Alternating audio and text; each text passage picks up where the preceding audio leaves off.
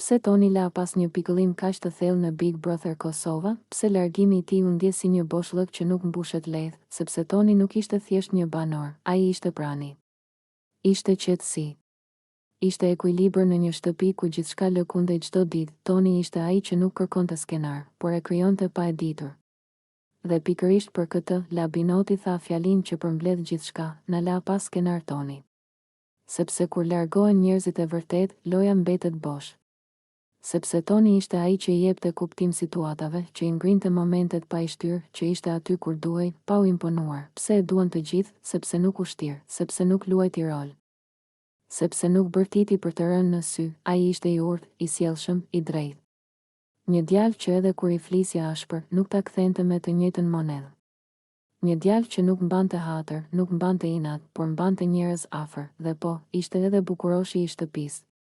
Jo vetëm nga pamja, por nga sjellja. Bukuri që nuk lodh, që nuk sfidon, por që të bën të ndihesh rehat.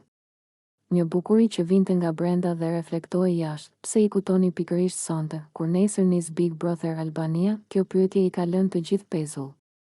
Sepse largimi i tij nuk duket rastësi.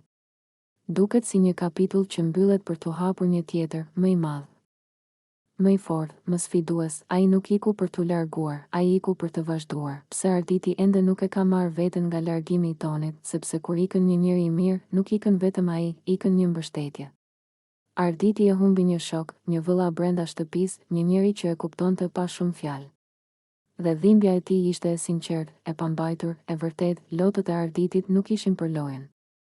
Ishin për njeriun, për mungesën, për heshtjen që mbeti pas. Toni la pas pikëllim sepse la pas dashuri, la pas respekt, la pas ndjesinë se dikush i mirë po mungon, dhe ndoshta kjo është arsyeja më e fortë pse publiku ende flet për të. Sepse Toni nuk doli si fitues me çmim, por doli si fituesi.